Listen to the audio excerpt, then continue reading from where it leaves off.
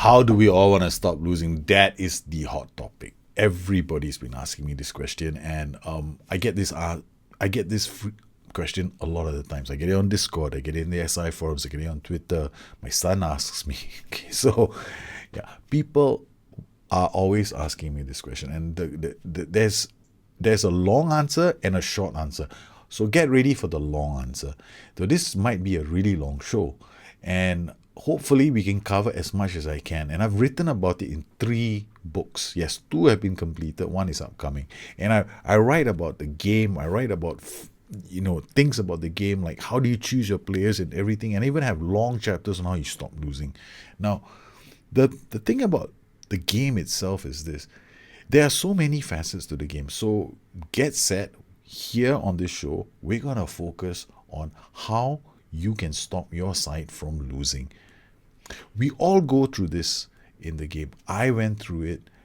Nearly everyone I've spoken to has gone through it. When I first started playing this game, I kept losing. So I downloaded Tactics. So I did. I downloaded somebody's. I can't even remember what's his name. I think it's the Welsh Web Wizard. Long time ago. I downloaded his tactic and I tried to figure out how he played the system. So I tried his tactic out, and after about 7 or 8 games, I got dumped by Liverpool. Yeah, Liverpool fired my ass because I couldn't win. And then I started on this try. I was trying to figure out, okay, I got frustrated and I started, okay, let me go and find out more information. So I started digging up. But back in the day, when I was playing the game, I don't think we had much of an internet as well. So that gives you a clue on how old I am. And I couldn't get that kind of information. So I was like, shit, what am I going to do next? So I decided, okay, fine, let me just spend hours and hours and hours trying to understand this game. Let me try the same thing 25,000 times, literally. I mean, I would sit down and go, I'll try the same thing over until I understood the game. But you see, the thing is here, those days I was maybe, 16, 17 years old, and I had all the time in the world. Who needed to go to school, right? All I did was play Champman. But in today's world, we don't have that much time. So today's show is going to be dedicated to all of you, and I'm going to try and cover this. So be prepared for a long show. And occasionally, this is all off the cuff, so I might ramble, and please, forgive me if I ramble. But I want to try and help as many of you as I can, because I managed to get out of it, and I managed to help other people get out of it. And it takes some time, but I'm going to try and cover as much of what I've written in my books in a short little video, and try and cover this in snippets, at least as much as I can. So the first thing you want to do whenever you go to any of your clubs, right? You decided this is a great day. I'm taking over this club, and done. I'm going to take over the club. Understand one thing in the game. There's a certain inherent difficulty level in this game. Now, if you picked a club like that's expected to win the title, and this is your first go at the game, let's say you pick Manchester United or Chelsea, and they're favourites to win the title, and you don't exactly get off to a good start, you could be fired in 15 games. If you're middle of the table, you could be gone, out, job, kaboo, pack your bags, get out of here. Because there's something in the game about reputation. So you need to check your club's reputation when you join, and their, what they expect. So if you're not really good at this game, there are 2 clubs that you want to avoid. The first club is the one that's going to win every title, and the second club is the one that is going to get relegated, because both have difficulty levels. The first difficulty level expects you to be winning a lot, so you better know your stuff. And most of the time you can, your basic tactics will get you far. The players are so good that really it's like you're throwing a stone into an area where you're bound to hit something. So you're bound to get a decent player in the club to play your system. So you go out there, you get along, you do okay.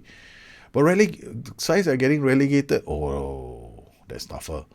What about sides that are in League One or Championship? The deeper you go, the harder it gets, because then you really need to understand the attributes and what comes into play and what's important and what's not important. So my advice is, the first thing you do, check the reputation of the club. The second thing you do is check their expectations. Now, it's really easy without you go into the game and you look, okay, fine, I've decided now today I'm going to pick Liverpool of all the clubs. Yes, they're my favorite club, but unfortunately they are the perfect masters of learning how we should teach Liverpool how not to lose. because they do such a good job of losing sometimes from winning positions. Now, when you go to any club, go to season preview here. And if you go to the season preview, you'll notice the odds. Now, the odds tell you a lot. Firstly, Liverpool, fifth on the table. They're expected to struggle with any club above them, logically. Between fifth and about 10th, good fight, right? Because the odds are single digit to double digit. So anything that's a single digit to double digit, it's going to be a good fight, home and away, right? It's going to be edgy. But every other team below Crystal Palace, 12, they're expected to beat. So, and the deeper you go to the 1,000 to 1 odds, like Hull, Burnley, and Middlesbrough, they're expected to be relegated. Well, expect them to put like 25,000 people, their mothers, their fathers, they bring their fans, they stick them in front of the goalpost because they do not want you to try and score against them. So some of these sides are going to be extremely defensive. You might even find sides like Swansea deciding, oh God, we're not going to play with you guys. We're going to just pack our defense. So these teams are going to come out there and they're going to be defensive. So when they become defensive, things change. So whenever you play a club, you need to understand what your reputation of your club is, what the expectations are, and you also need to understand what your own odds are, because these odds will change. When you start at the start at the start of the season, okay, you may be a relegation contender, like you decide to take over Hull. Okay, fine, 1,000 to 1. You go out, you get off to a fantastic start, right? Boom, boom, boom. You're moving up the table. So you're now halfway through the season. Christmas is coming. You're sitting on 4th and 5th, and you're going, I've done a good job. All of a sudden, you turn around, Christmas comes around, and bang, you start losing. You lose 1, you lose 2, you lose 3, you lose 4. You can't win. You go you go on a run where you haven't won a game in 15, and all of a sudden you go like, what the hell just happened? Well, I'll tell you what just happened. You got re-rated. Basically, all the clubs saw you doing so well and they started thinking to themselves, maybe we shouldn't be treating this guy like a whipping boy. Maybe we should treat him with some respect. This time when we go out there, we're not going to start with an attacking formation straight away. We're going to start a standard mentality. So clubs will change their posture. So you need to understand that your reputation may change and things may change. This is the reason why I always tell people, when you're playing the game, have the widget up, the formation widget. When you're playing the game, there's a formation widget that you will see. This formation widget is really important because it gives you a clue as to their mentality and their shape. So we will cover that a bit more later. But these are the things that you need to understand. The second thing that you need to look at is you need to go through your squad. Okay, you need to know. You basically get to know your squad. So I have all kinds of views that I've created for my site. Okay, so I go through my views and I go, I got all these views and I know what my players at the nutshells. But one thing I'm always looking at, and this is what I'll tell you straight off the bat, the first thing you do, and this is the most important thing, find out everybody's determination. I'll tell you why. When it comes to attributes, there are basically 3 categories. There's the mental attributes, then you got the physical attributes, and finally you got the technical attributes. There is a priority. It is human decision making, right? Okay, let's just assume this much. When you go to the shop and you want to buy something, what governs your choice to buy something? First, you have to have the desire. Then you need to have the willingness, and then finally you should be able to. So the same thing applies to real life. You want to play a game of football. You need to have the desire to do the job. You need to have the ability, rather the willingness. Desire is willingness. Then you have the physical capability of actually getting to that position to do that job. And finally, you need to have the technical skill to pull it off. So if you're looking at a defender, the defender has to have the desire to get back. Then, or the mental positioning, his mentals must be good to position himself. Finally, he should have the physical ability. So he should be at least fast enough, strong enough. And finally, tackling and marking. A lot of people in this game, the first thing they do when I look at the players, I'm looking at my tackling and I'm looking at my marking. And I go, what the for? Okay, the first thing you do for any player is check mentals. So the most important mental in the game is determination. Determination governs desire. It literally tells you whether or not a person has the desire to do something. This does not mean that a player of 2 will never do his job. However, it will also tell you, in case the shit hits the fan, do not expect the player with determination of 2 to stick up his hand and go, I'm going to go in there and fight the fire with you. He's probably going to be the first one to say, c'est la vie, I'm getting out of here. So if you really want a quick fire, surefire way to make sure that you do well in this game, all right, first thing you do is look at the determination. Now, I've managed clubs, lower league clubs, where sometimes you don't get this in abundance, but you need to actually go out there and make sure that you have done a comparison of the league. So one of the things I do is whenever I go to my club, I always do a comparison. Now, this is another area that I find people having an issue with. Okay, what do I mean by doing a comparison? Now, when you go to the comparison chart, you'll see something like this: highest average in Premier League, one nice yellow line across the line, which absolutely makes no sense to me. Okay, but this is what this is what I look at. Okay, so we're going through everything here, and then we're looking at all their attributes. I look at determination. Then we look at determination, and then we see something here. Very interesting. Liverpool's determination for its defenders is below average. The best in the line is 16, and the worst is 12.5. Then when you look at your squad, and then you filter, and you just look at the defenders again, and just look at the determination, then you go to yourself and say, it can't be. Shit, it's 11, 11, 13, 14, 15, 16, 16, 17. How the hell did that happen? Well, it's aggregated, right? So it takes your whole team and does an average. So what you want to remember is this. So if you're going through your team and you're looking at your mentals, understand the first thing you want to do is every single club is going to have that same issue where they may not, like, we know that my first teamers are probably about 15, but 13 is below average. They're saying we are below average. So then you look at Chelsea and go, 16 is Chelsea. Now, can you imagine if Chelsea is 16? They must have other players in the club to pull down the average. But the best is 16.14. That's crazy. That is the best average for the team. Holy crap. That means a heck of a lot of players have good ratings there. So what do you want to do? And what I always do is I make sure that I'm not meeting below average. I'm actually trying to get as close to best as possible. So whenever you want to do, you don't want to be worst. Whatever it is, you want to stay away from worst. The best position to be in is 1 or 2 points away from best. So in this particular case, if I'm looking at the situation, I'm going like, this is the reason why I tell people this. Whenever people ask me, what's the attributes that you want to look at for Premiership, I always pick 15. There's a reason why. 16 is good, 15 is average. 15 will be the average attribute for determination in this particular case, and in the case for most other attributes. Let's look at anticipation. Same thing here again. We got 14.86 for Chelsea and 14.38 is above average. In this particular case, you're still okay with aiming for 15. So what you want to do is you want to understand how that works. The second thing you want to do is look at your team and go, all right, fine. We have determination. So how do I pick my players? Determination, work rate, and bravery are very important. So this is how you nail down your support players. Because whenever you build a tactic, the guys who are going to help you, from not losing any games, are those guys who are playing support duties. These are the guys who are the spine of your team, the ones who go up, who come down. You are depending on them. So every player you have in your team who has a support duty, make sure it's good determination, because you want them to keep coming up. You want them to come down. You want them to go up.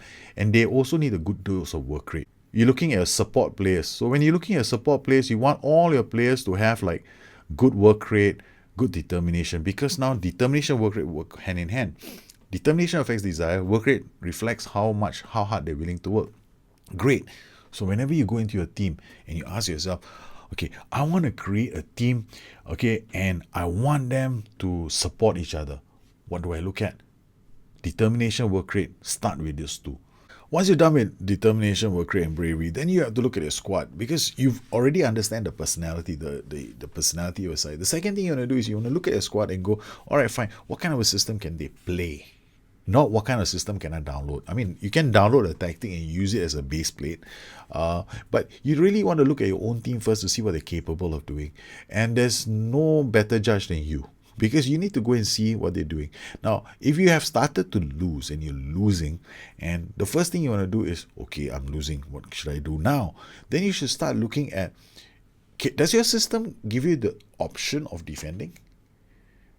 Can you defend? Because there's certain systems that are not very good at defending. 4-2-3-1 isn't that good at defending. The only way 4-2-3-1 can defend is if you drop the two DMs and decide to launch counter attacks from deep using fast transitions on a higher mentality. But if you wanted to play a defensive system, you'd be looking at 4-1-3-2. Basically, be looking at 5-man backlines or a DM based system. So all these give you an anchor at the back, because why? You're controlling this zone. You're preventing the AI from taking over the middle. And this brings me to my next point. The game of football has changed over the years. It's now a case of whoever controls the middle wins. That's it. Basically, that is today's football. Liverpool beat Spurs in the Premier League last season. I think it was 4-0. Liverpool played a 4-2-3-1. Sorry, Spurs played a 4-2-3-1. Liverpool's played something more akin to a 4-3-3. What did Liverpool do? Very simple. They prevented the two central midfielders of Spurs from playing the game. So they isolated their midfield and their attack by just making sure that the midfield couldn't do anything with the ball. So the defense was isolated from the attack. All the attacks got funneled and Liverpool went on to win the game 4-0. But why did that happen? Because Liverpool controlled the middle. Now, so you need to understand that in every single tactic, you got to come up with a plan. And it's one way or the other, you got to control some part of the pitch. If you really are beginning to, you see yourself losing games, then the first thing you want to do is make sure you don't lose. So the first thing you do is learn how to get a draw. So when you want to learn how to get a draw, look at a system, start a system in preseason and go through it with options. Like, okay, fine. The first option I have is, okay, first thing I want to do is, how do I create the system? You can use one system and you can play in a variety of ways. I can take this system and you can play it in so many different permutations. You can have him dropping you can create this into a camping system. You can turn this guy into a poacher. You can turn this guy into a winger. All right, you can turn this guy into an inside forward. They're both attacking the box with this guy dropping in crosses, with this guy dropping in crosses from this side. So these two become twin attacks. This guy becomes a support duty. Yeah, there's so many ways. But the thing is here, this the thing, challenging thing. Don't worry about creating the attacking variations until you sort it out how you defend. So you need to know how you defend first. So the first thing I always do when I'm in preseason is I go through my system and I go, okay, fine. The first thing I want to do is make sure that we control space and we control the defense. And that's what I do. I create a simple system. And I tell you something, this is a secret, okay? Nobody else knows this except for you guys. And I'm telling you in this show. And trust me, you're going to shoot me when I tell you. Most of the formations here can work out of the box. All right. So if they can work out of the box, all you need to do is change the AU to a support. That's it. Minimum TIs. Go out there and try them out. With minimum team instructions, understand your team, create a system, play with it, look at your players, and then start. So we are going to continue more on this show because there's so much more to cover, because I need to look at things like your building blocks. I need to look at things like what do you do on game day, match prep, during the game, adapting, how do you identify transitions. So there's going to be a lot more on this show to come. And I probably am going to continue, and I want to apologize for waffling.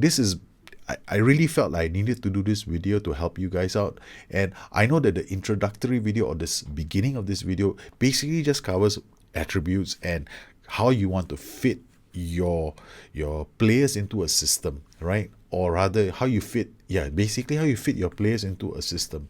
So you're looking at creating some kind of a solid base first that allows you to have options. So the problem most people have is this: they don't try things out in preseason. You create one tactic and then suddenly I get this a lot. People play on counter highly structured. Great, they start winning games, and then after that, oh my God, I can't win anymore. I stopped winning. Now I'm losing. Then I ask them, have you tried to play on a different mentality or a different shape? They go like, no, I have not. You see, this is the thing. You need to try all this out in preseason. You need to go into preseason and don't skip preseason. Try all this shit out in preseason. No, play counter highly structured. Play counter very fluid. Play attacking very structured. Play attacking very fluid. Use the shouts. And my next show will be all about how you can use all these shouts. So this is how to stop losing to the AI part one. I wanted it to be done in one show, but it is bloody impossible because there's so much to cover. And I just realized that I was doing this show. I thought I could get it done in 30 minutes. Then I realized, oh no, this is not possible. I barely even scratched the surface. There is so much more to do. And I've got to cover things like match analysis, tools that you're going to do. How do you spot a transition? How do you spot a variation that works? How do you not, how do you look at combinations? It's basically my book in a few videos. And still, there's going to be so much more to do. So I hope you guys enjoyed this video. If you have any questions, please drop them or at the bottom here. Look me up on Twitter at Bustthenet, addicted2fm.com. That's my website. Once again, I'd like to thank all my patrons for their continued support. And we will be doing a lot more of this on my FM Talks too. So we hope that we can link all of this all up together into one nice package that everybody will appreciate. And if you do appreciate it and you do want me to answer a few more questions, please like the show, subscribe to the show, drop me a comment, and just let me know if I'm going in the right direction. If I'm not going the right direction, please tell me and I'll stop now. So you guys have a good one. Take care. I'll see you again soon. Bye bye.